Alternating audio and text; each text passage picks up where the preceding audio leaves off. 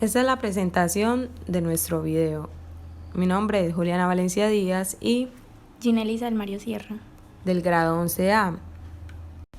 Como primero vamos a conocer el contenido. El primer capítulo contiene el desarrollo, la antropología de la modernidad, la superioridad y dominación, el orientalismo y los estereotipos. En el segundo capítulo tenemos discurso de la pobreza, africanismo, desarrollismo, pobreza masiva y la modernización. Como tercer capítulo tenemos economía del mercado, modelo neoliberal, globalización. En el cuarto capítulo, desarrollo rural, el desarrollo sostenible, la mujer y el desarrollo. Quinto capítulo, estereotipos de las mujeres, los campesinos, el medio ambiente. Introducción. Muchas veces nos dan una comparación de conceptos de países pobres, pero esas comparaciones carecen a ellos. ¿Ellos tenían el derecho a decir que el mundo distinto a ellos es pobre? Bueno, acabando la Segunda Guerra Mundial, Estados Unidos descubre la pobreza masiva y da un discurso con objetivos del desarrollo en el cual denigra las formas de vivir de otros países. Este juzgaba diciendo que la de ellos es la correcta, pero la palabra desarrollo, después de los 40 años, prometió salvar del atraso, sin embargo, hizo mucho daño mayormente a la población rural de los países a los que intervino. Instauraron la idea del subdesarrollo para que sean beneficiados con sus intervenciones económicas, políticas y sociales en los países del tercer mundo y así favorecer a su mercado, cambiando costumbres, tierras y culturas a la población afectada, sin conseguir solución a parar el atraso referido en su discurso. Capítulo 1. Escobar nos ofrece dos alternativas desarrollistas.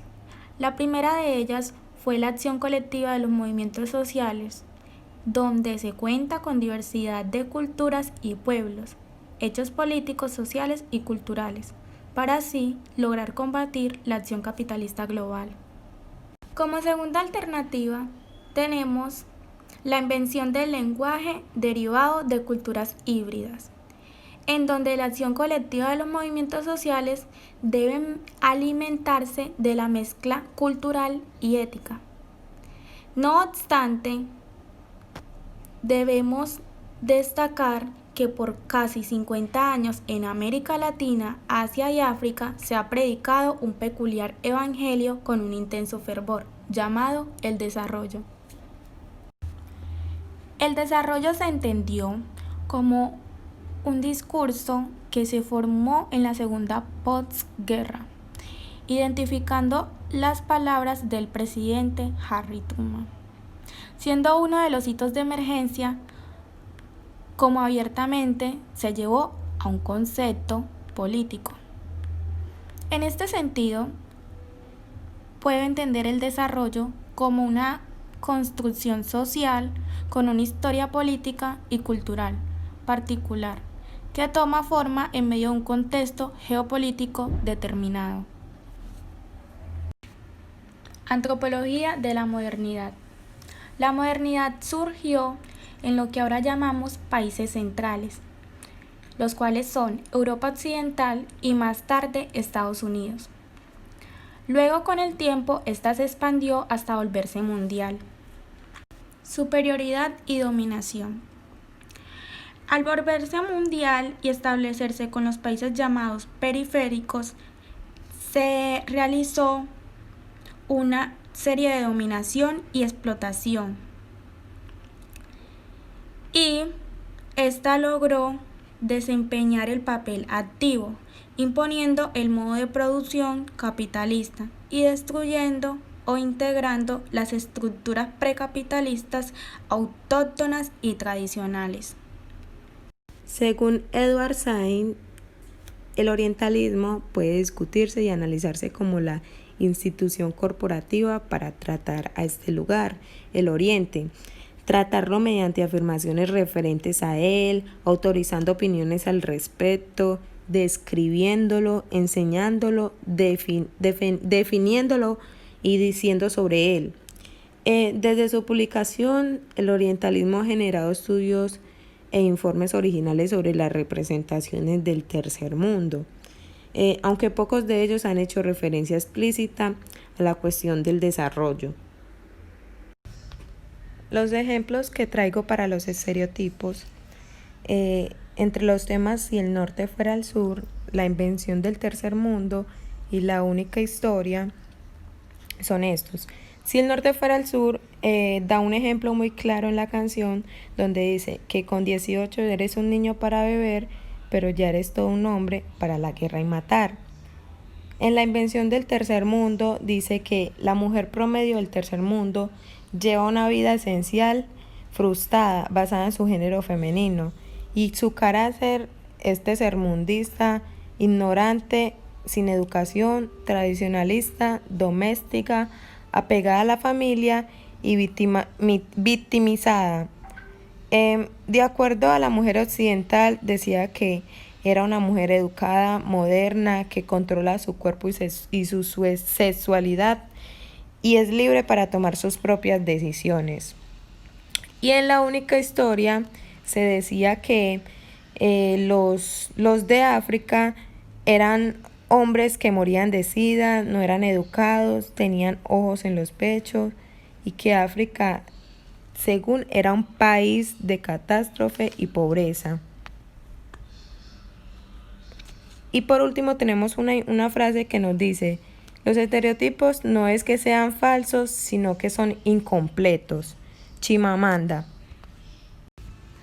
Subdesarrollo. Tenemos que los países subdesarrollados dependen mucho del sector primario de la economía, siendo su principal ingreso el producto de la renta. Es decir, estos países presentan una fuerte oferta de recursos naturales, los cuales casi siempre son aprovechados por las grandes multinacionales, que obtienen los mayores beneficios del comercio internacional, ya que estos suelen controlar la explotación de estos bienes producidos en el tercer mundo. La productividad es casi nula y además es escasa de la tecnología. Esto nos da muchas tasas altas de desempleo y baja cualificación. Capítulo 2. Discurso de la pobreza.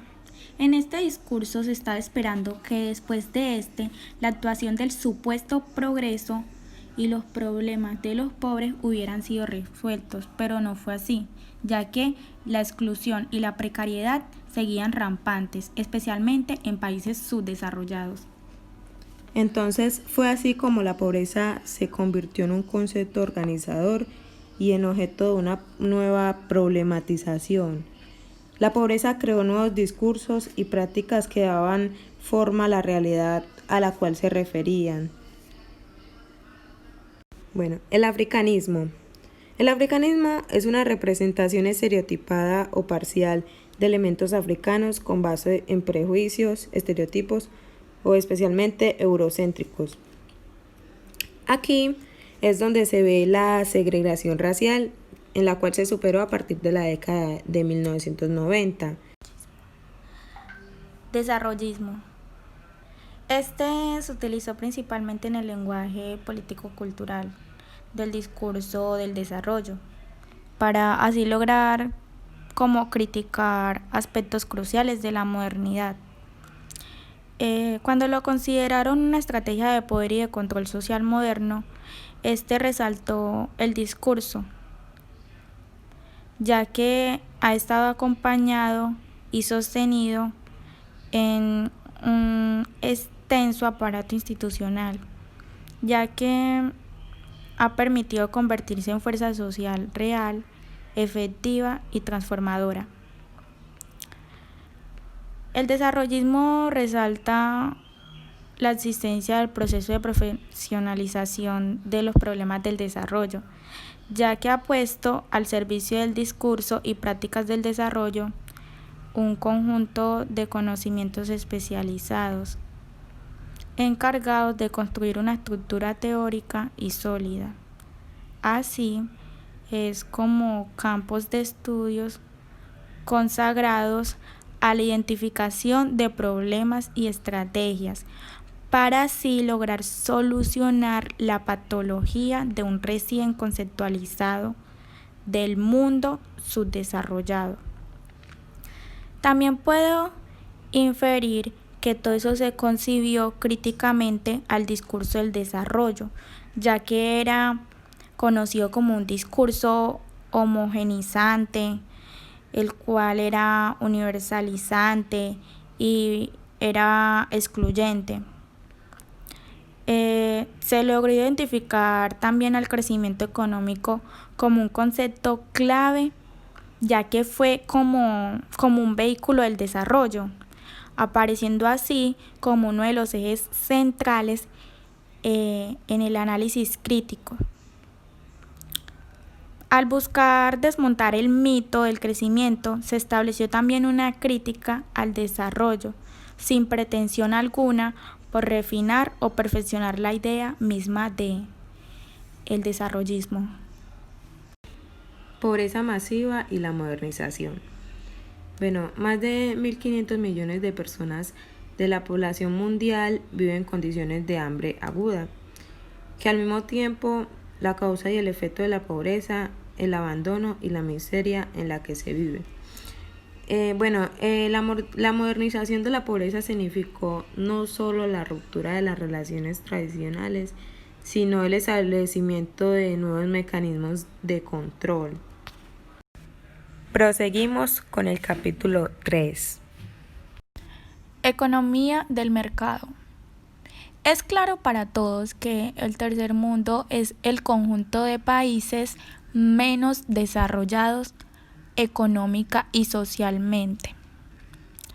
El tener una base económica mayormente agraria, la exportación de materias primas, una economía endeudada con los países más industrializados, usualmente con los del primer y segundo mundo, y escasa infraestructura, es materia de decisiones internacionales, ya que los países del tercer mundo, aún congregando a la mayoría de las naciones independientes y de la población mundial, cumplen un papel secundario y en ocasiones subordinado respecto del que tienen las naciones más poderosas. Modelo neoliberal. Bueno, este modelo existió en imposición y crisis del neoliberalismo en el tercer mundo. Este existió respecto a la crisis económica, ya que el giro industrializador, impulsado a través de la situación y sustitución de importaciones, tuvo muchos impactos y estos fueron promisorios. En estos están los casos de Brasil y los de la India, o bien los resultados de insatisfactorios, que fueron, por ejemplo, Pakistán. También este estuvo signado por intensas fluctuaciones, como la Argentina.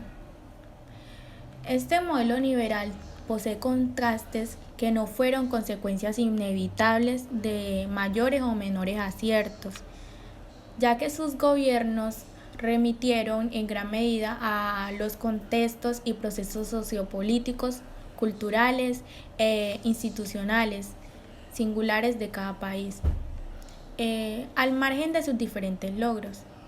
Pero algo muy importante es que en la década de 1970 esta vía ya había entrado en un callejón sin salida.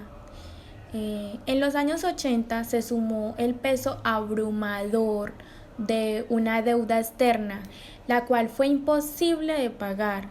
En este tipo de industrialización, la producción de bienes de inversión estuvo muy poco desarrollada y una gran cantidad de recursos básicos debían pues ser como comprados en el exterior. Ya ahí la disminución de la capacidad para poder importar repercutía automáticamente sobre el nivel de la actividad interna.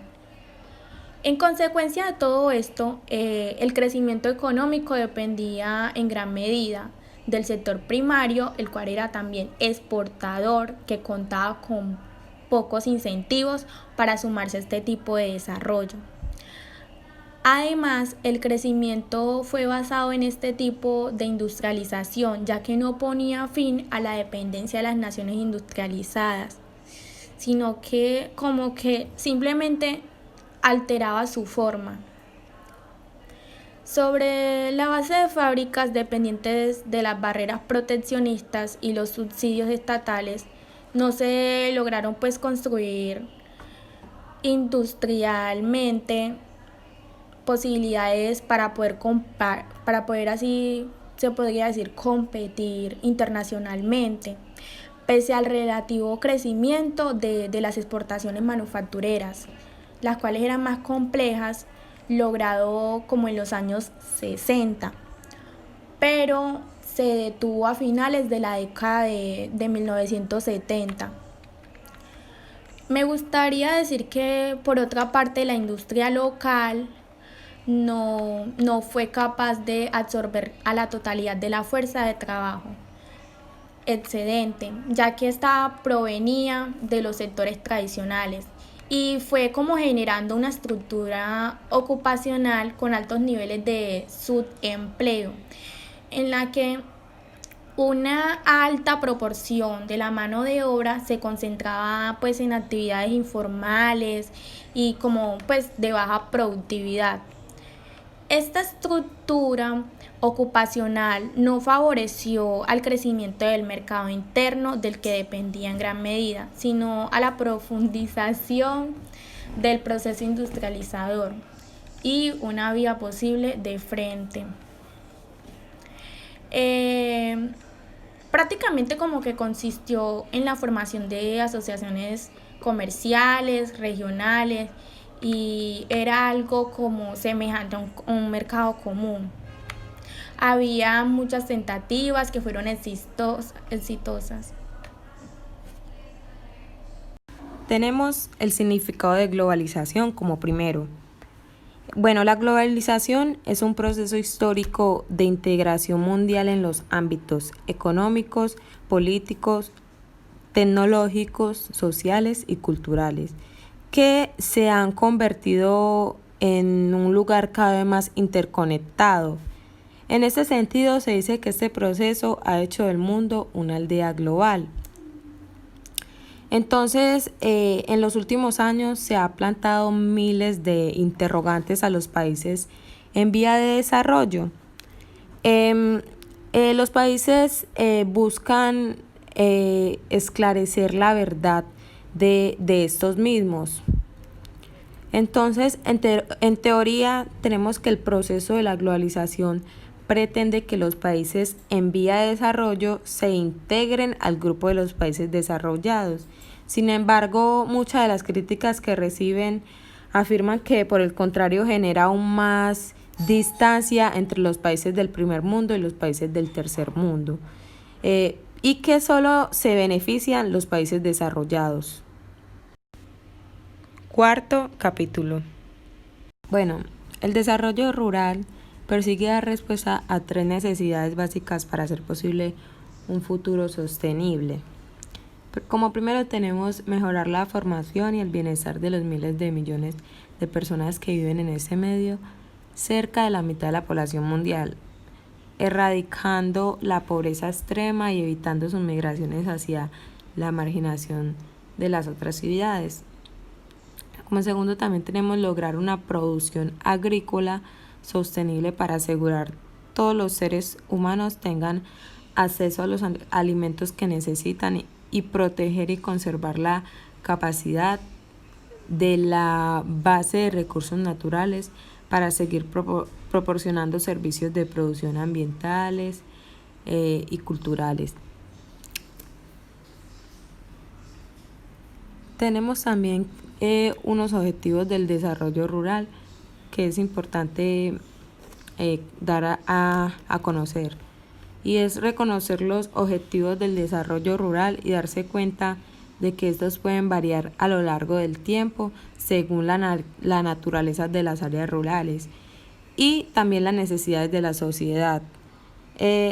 Algunos de los objetivos que pueden contribuir a esta aspiración es maximizar la producción agrícola o minimizar el costo de apoyo a la agricultura, desarrollar una política de utilización de la tierra racional, garantizar la libertad de ocupación, conservar también es muy importante el medio ambiente y mejorar la calidad de vida rural. Desarrollo sostenible.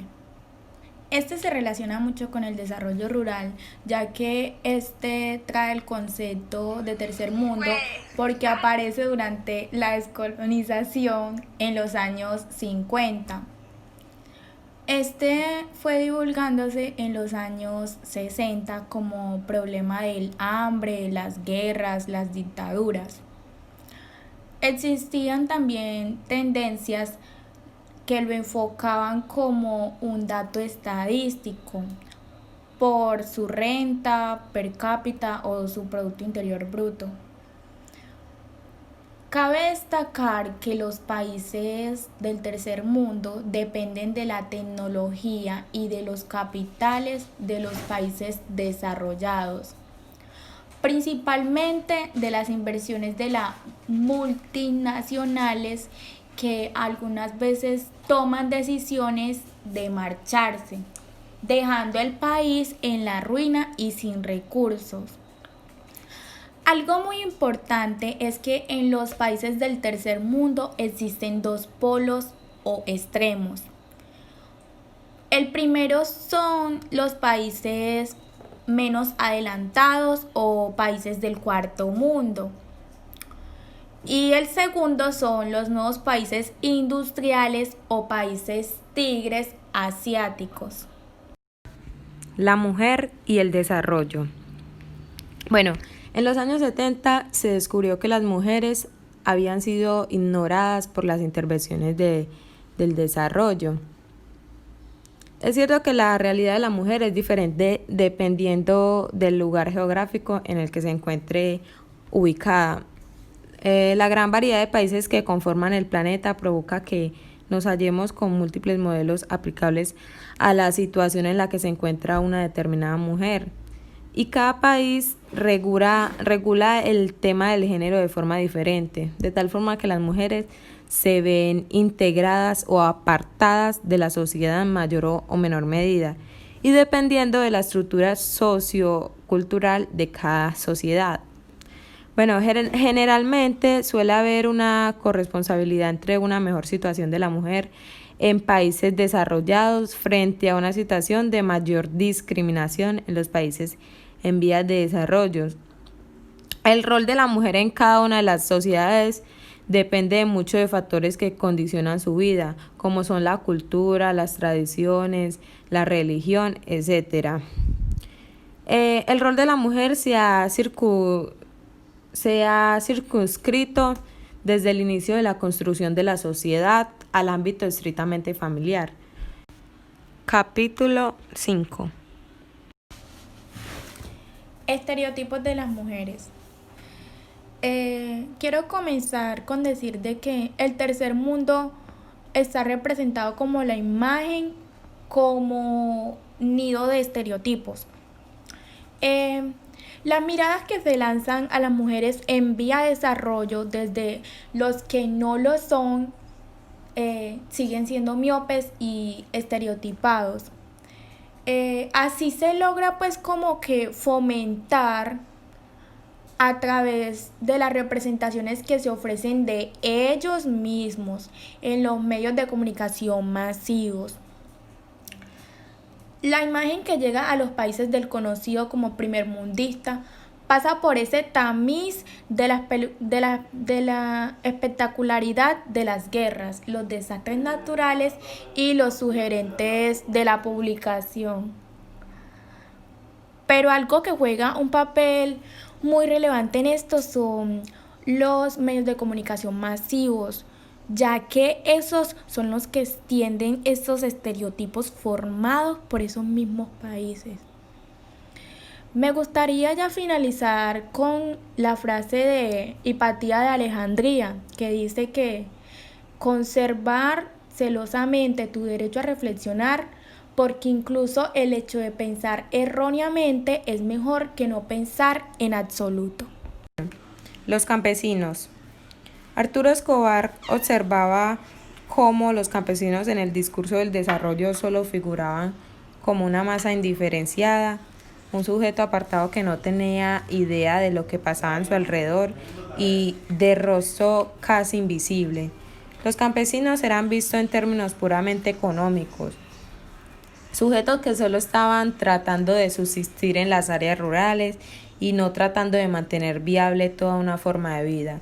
En este discurso su único objetivo era incrementar la producción y el ingreso en el subsector tradicional racionalizado, su inserción en la economía del mercado.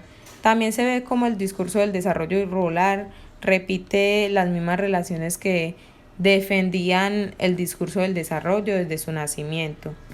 Bueno, el hecho de que el desarrollo tiene que ver con el crecimiento, el capital, la tecnología y la modernización, asimismo explicaba el papel del Banco Mundial y la forma en cómo en su discurso, el discurso del desarrollo, los campesinos deben ser regulados a través de nuevas tecnologías del poder que los transforman en sujetos dóciles a la idea del progreso, sin tener en cuenta que en muchos lugares del tercer mundo la vida rural es muy distinta y con condiciones sociales muy diferentes a lo que el Banco Mundial tiene plasmado en papel y estadísticas, dando así como resultado una evasión de su responsabilidad ante los fracasos de estos proyectos.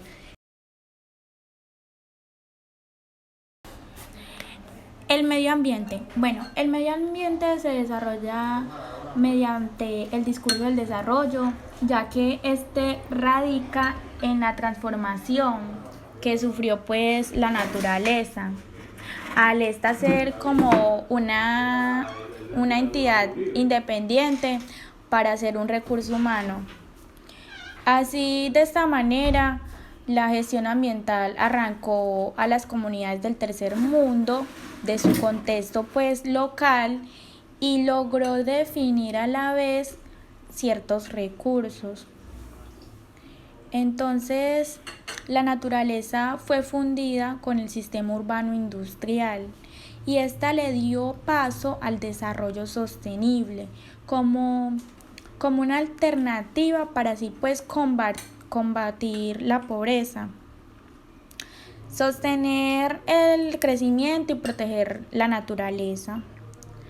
Las consecuencias de esto es que la naturaleza es resignificativa por el capital como recursos y a su vez transforma la vida humana. Bueno, segregación racial. La segregación racial fue una ley que se dio en África en la que consistían las separaciones de razas de blancos, indios, africanos, pero que los blancos se apoderaron de ellos y crearon reservas para cada grupo. Bueno, estas separaciones se daban en restaurantes, cines, baños, colegios o a la hora de adquirir o alquilar casas. La segregación puede estar dictada por la ley o puede existir a través de las normas sociales y se mantienen de diversas formas, ya sea la discriminación a la hora de contratar a una persona para un puesto de trabajo o alquilar un piso a gente de determinada etnia. Bueno, la relación final la queremos explicar dando que todos estos libros o estos conceptos tienen una gran relación porque África siempre estuvo involucrado en problemas ya sea por su condición económica, que venía siendo la pobreza, o por su color de piel, donde existía la segregación racial, donde existía el apartheid. Y también nos habla de las mujeres sobre lo que podían hacer y no hacer, sobre en cuanto a los campesinos, a las mujeres campesinas que eran sometidas a estar de ama de casas, cuidando a los niños, cosiendo o haciendo otros trabajos que sean de domésticos. De negros a afrodescendientes. Para todos está muy claro que la lucha contra el racismo y la discriminación por la diferencia ha sido una lucha muy constante. Por eso tenemos para este video una selección de afrodescendientes que han cambiado esta situación a lo largo de la historia. El concepto de afrodescendientes se ha ido restringiendo para los descendientes de africanos que padecieron la captura y secuestro y también pues fueron como convertidos en mercancía. Eso fue como que un gran genocidio. Por último, traigo una frase que dice: el racismo, en primer lugar, es una arma utilizada por los ricos para aumentar los beneficios que traen por pagar a los trabajadores negros menos por su trabajo. Angela Davis. Otra frase de Nelson Mandela dice: detesto el racismo porque lo veo como algo barbárico, ya venga de un hombre negro o un hombre blanco.